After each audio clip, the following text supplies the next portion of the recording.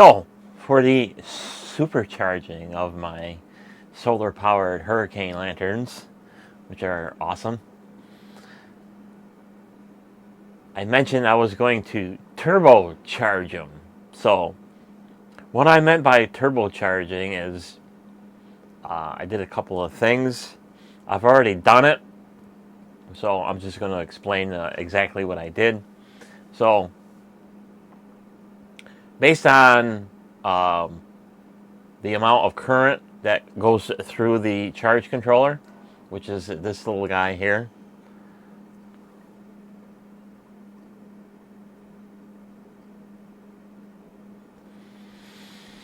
So from the factory, he's set up to charge the battery at half an amp, which is pathetic. So half an amp, and this thing has a operating voltage of about 6 volts. So it needs that 5.5 to about 6.5 volts for this thing to put out its maximum amount of charge off a solar panel. So what I did is, first thing is, there's very little documentation on this particular board. So if you go to the d.i.y more site, there's no documentation on this. It's really pathetic.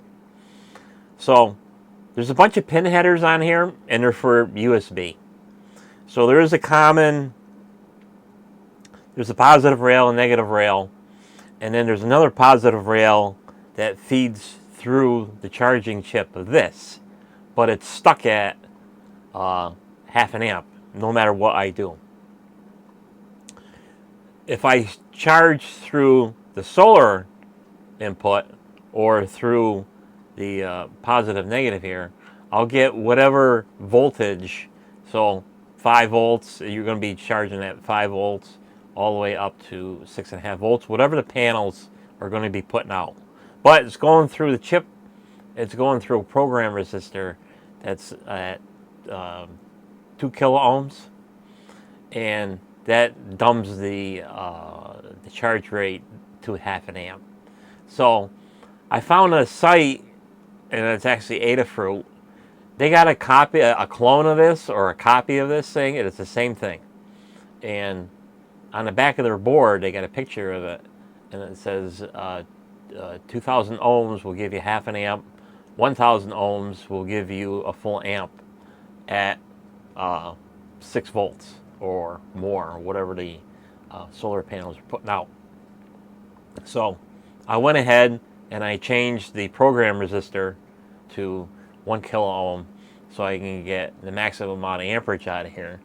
So since I am running this right to the maximum of charging amperage, I put a little chip heatsink die set on there.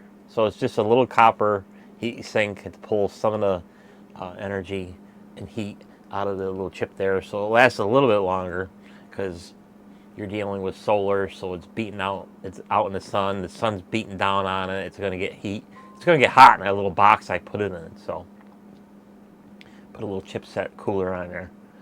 So another thing I did is I added 2 solar panels. So each lantern has 2 solar panels. So that gives me 6 volts, 6.5 volts, whatever the charge of the voltage is going to be. And it's going to give me 7 watts of power between the two of them, because each panel is 3.5 watts. So that gave me 7 watts. Should have no problem charging the 2,500 milliamp hour pack in full sunlight, or even on a bright cloudy day like today, in and out of clouds all day long. So don't really know how well they're charging.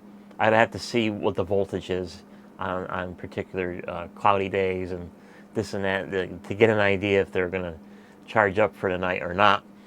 So what I do know is that the one lantern that I made, I fully charged the pack, and it ran for about 8 hours before it started fading out on its own. So that's a fair amount of time. especially with an LED that's drawing 1 watt of power.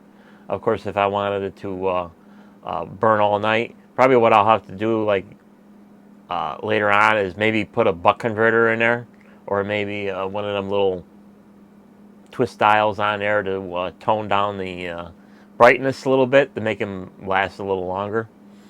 And then the other little thing is, in case I do want to charge up that battery, I put this female USB-C pigtail in line with the solar. So the trick with that is that you can charge the battery up with a power bank and stuff like that, but you're only going to get a couple hundred milliamps of power because you're charging at 5 volts, and it's really, this charge controller is not designed to run off of 5 volts. Its maximum potential is minimum 5.5 volts, optimum is 6 volts. So when I charge, or if I want to charge off a power bank, I have to have a power delivery power bank, and then I have to have a trigger to set the voltage to about 6.1 volts,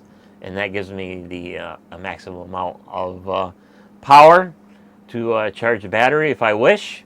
And then if I am charging off of that, and whatever power is coming in through the solar panels, you can tell that it's sharing all that load, because the charge rate will actually go down, because you know that I know that the solar panels are contributing to the charge rate. So that's just a little update and stuff like that. I didn't film doing it because it's just a lot of me fumbling around with already stuff that's made, and you wouldn't be able to see anything anyway. Even with the overhead camera, I'd have my fingers all in the way, and it's just soldering and desoldering the wires, and then bundling them all up, and reflowing them all back onto the 2 different connectors, and adding this in there, and the one box I had to re-drill for another weather gland. So I got these guys hanging out in the weather, and they're hanging upside down to keep some of the water out and stuff like that. So on the next segment, oh, and one other thing is, I decided on the little cone reflector in there. A 45 degree cone in there gives me a pretty good throw out.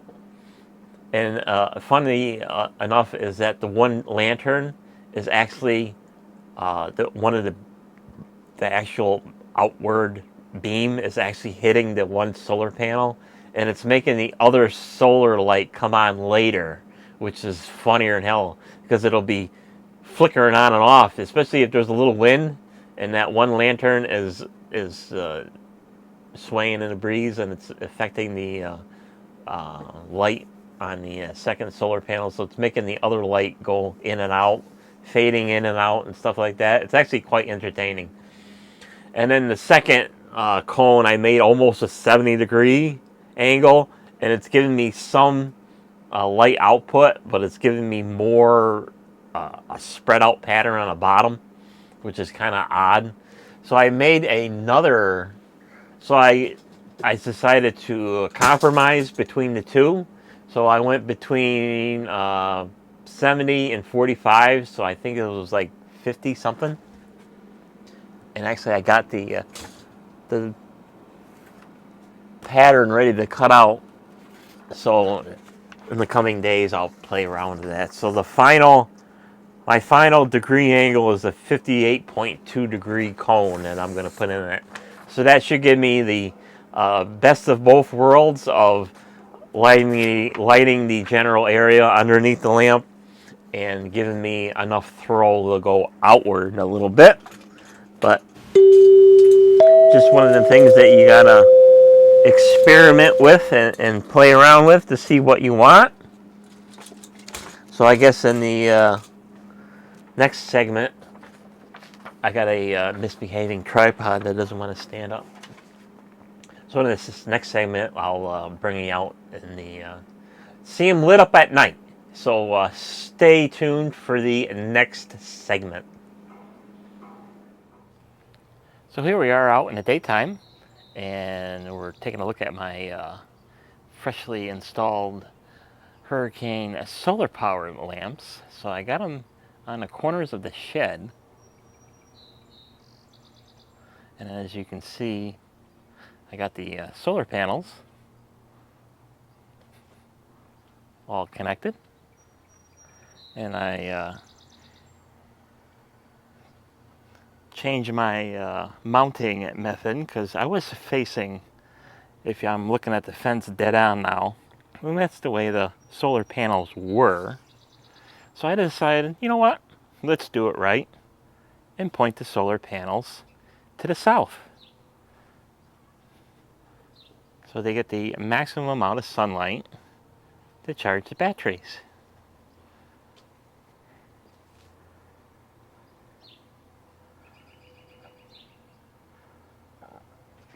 And then on the bottom here, if I want to, I can charge these up with a slightly modified or tricked out power bank. Then we have the gimbal going crazy. That's fine.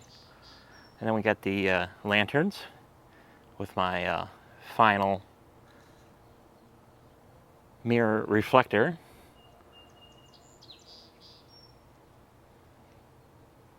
And they do a very nice job of putting a very nice light pattern on the ground, several feet out, which is amazing. So this one I just got the wires tucked up along the fascia here, playing a little peekaboo. They just come down here and hang out over there somewhere. I don't care.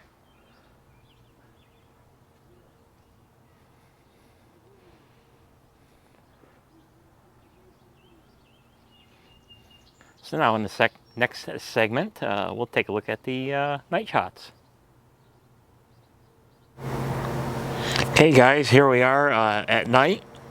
It's not quite dark yet, but it's close enough.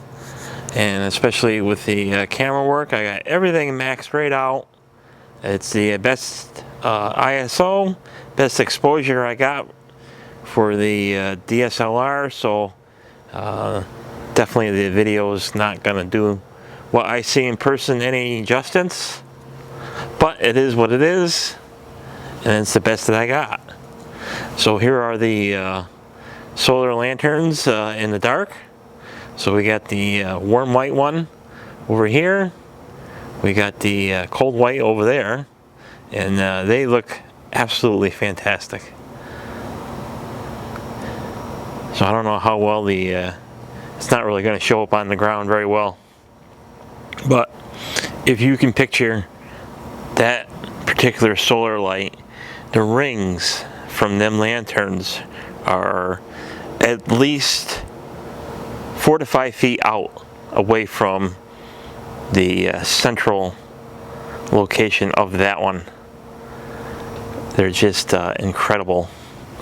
So like I said, the video is not going to do any justice to what I see in the dark. Just like when I made videos of the solar lamps. Of course, got the rest of them out here. They're just going to look like little white specks. So I got the exposure all the way maxed out as far as the camera is capable of doing. So, like I said, it's not going to do any justice.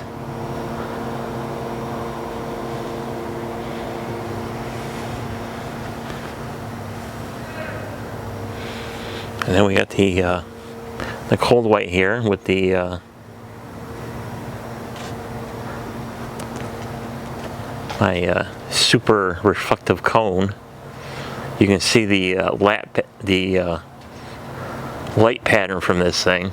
So if you can just picture on that wall what I see on the ground, it's incredible.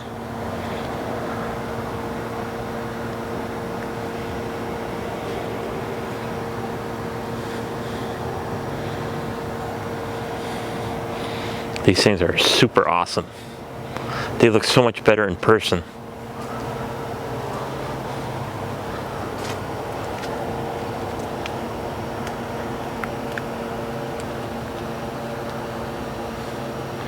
So you can kind of see in this view the light pattern of the path light, and then that outside ring.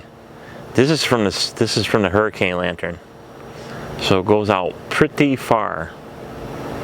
And there's even an outer ring that's just barely visible. You probably can see it.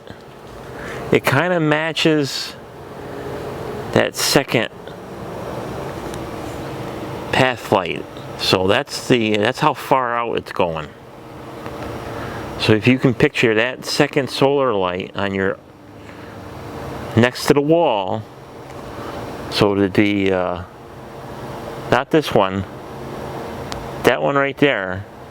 The outer ring is right there, so it goes right around, following my finger. That's how wide it goes. Pretty cool. So to further update on these things, I was poking around, and I just happened to find more stuff where I can improve on these. That's not pertaining to the light, not pertaining to what I did to them. Basically, a little bit better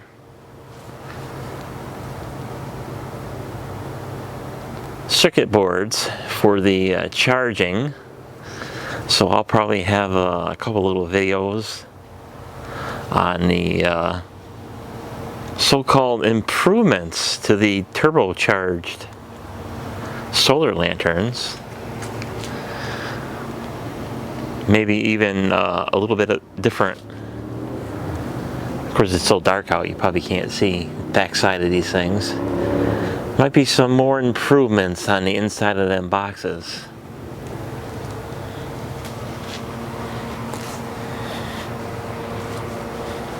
Maybe even some display info on the conditions of the charging status.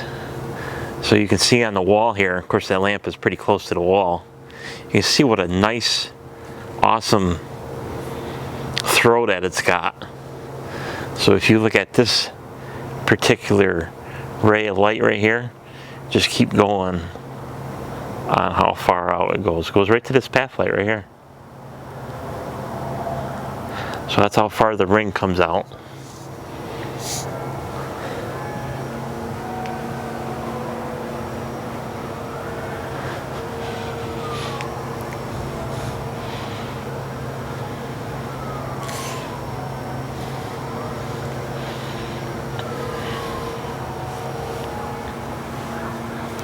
So that's the best video shooting I can do for with this camera. I'm using my DSLR, and like I said, it is maxed right out for the exposure, ISO. My f-stop is as low as it goes. Frame rate is the best for low light shooting, so you're gonna have to kind of bear with it. But better cameras are thousands of dollars, and since I still don't make any money on YouTube, a better camera is not going to happen anytime soon for a better night filming. But you got pretty much a good idea of what these things look like now.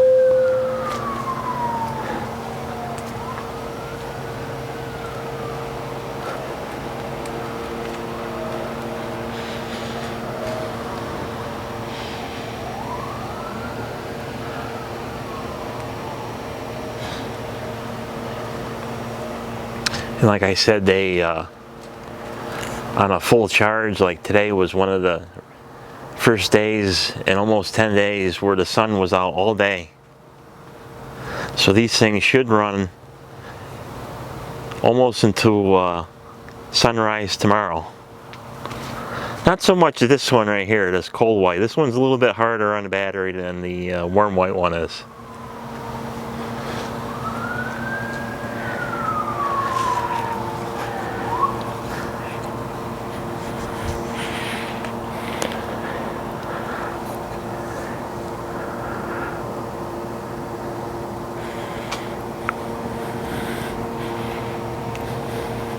Take a little look at the path lights to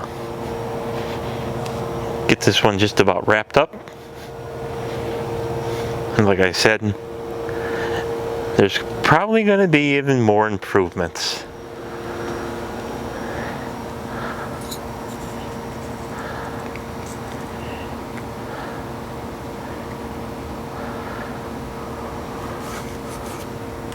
Oops.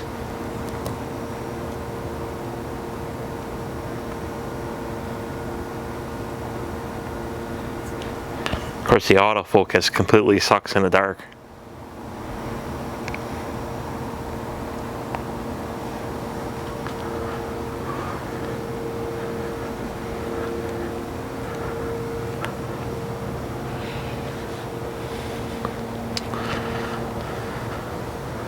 So that's pretty much the end of the story of the series here. Like I said, there might be a few more interesting bits for me to offer you. So we'll conclude this video series here. So thanks for watching, and we'll see you in the next video. Bye bye.